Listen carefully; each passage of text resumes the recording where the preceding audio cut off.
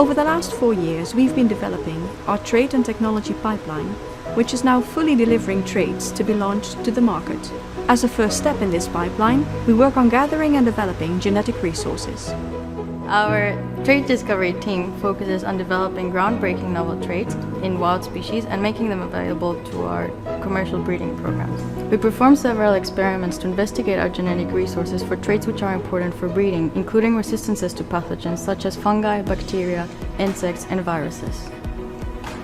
Our phytopathology specialists focus on the performance of bioassays to identify sources of resistance and to test them under the most harsh conditions so that we are able to make sure that our INTRINSA varieties can withstand the most harsh conditions. Our trait exploration specialists also focus on improving traits such as vase life, transportation resilience, heat and drought tolerance, plant architecture, flower morphology, multiplication rate, rooting ability, and future product forms.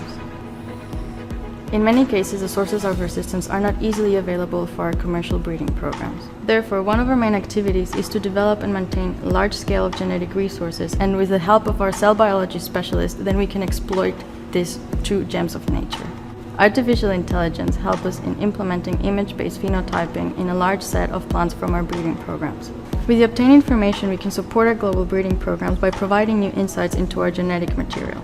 With this, they can make better crossing designs and better decisions that will allow us to have a more efficient, reliable, and faster breeding progress. When such a novel trait is targeted by our trait exploration team, the trait genetics team comes into play. They study the heritability of the trait and develop molecular markers for effective breeding later on in the research pipeline. We use genomic data to develop molecular tools to support the discovery team to screen large numbers of plants for the pathogen node. We detect whether a plant is being infected by a pathogen, how severe the infection is, and which pathogen is causing the infection. We offer our breeders molecular selection tools and resistance genes to predict whether a plant is resistant or susceptible to a specific pathogen. These tools are applied often as early as the seedling stage, which is more cost-effective and faster than performing greenhouse pathogen tests. With more and more information becoming available about our crops in relation to the traits they harbor and their genetics, we open the possibility for floriculture to move into the era of predictive breeding. We are developing tools to make recording phenotypes faster and more reliable. Phenotypes could be traits such as disease resistances, strength, yield, and even consumer preference and ornamental quality. By using deep learning, we extract meaningful phenotype information from large numbers of images. We predict the phenotypes of a plant long before we can observe it. And even better, we predict the phenotypes of possible offspring between plants, such that the breeders know which crosses to perform and which crosses they shouldn't perform. This modular approach means that we can apply technology from small to large crops and for traits influenced by a single gene, such as disease resistances, to traits influenced by thousands of genes, like strength and post-harvest quality. All of this information is available in a condensed and easy-to-use way. With novel traits developed, we rely on cell biology and physiology specialists to allow access to the traits for our commercial crosses. Our scientists develop methods for fast breeding cycles and mass propagation to be applied once the targeted new varieties have been developed. The major challenges and distinctions of breeding companies are how they generate, maintain, and exploit genetic variation.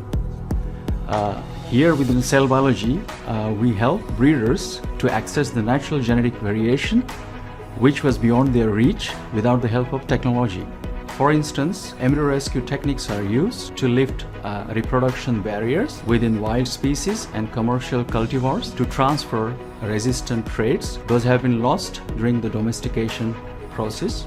Also, haploid alteration and double haploid technologies provide tools to breeders to stabilize and exploit genetic variation.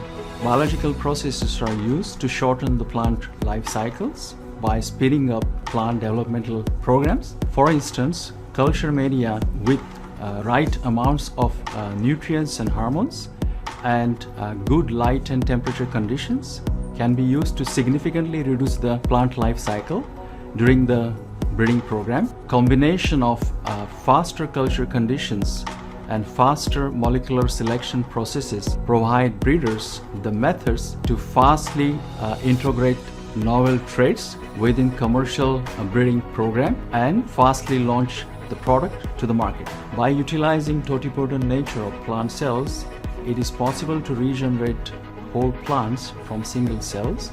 Large plant cell cultures provide amazing opportunities in plant culture. They allow mass production from smaller starting material with automation opportunities. Large-scale in vitro production processes also provide ultimate hygienic levels without the use of harmful chemicals. Now having facilities to match our ambitions, we are ready. Ready to deliver new varieties with groundbreaking traits, which can make the floriculture industry flower sustainably. With innovations like powdery mildew and agrobacterium-resistant roses, rust-resistant chrysanthemums, powdery mildew-resistant calanchoes, and TMV-resistant petunias, we can safely say we are just scratching the surface. With over 70 active research programs and more than 50 traits under validation, we are ready.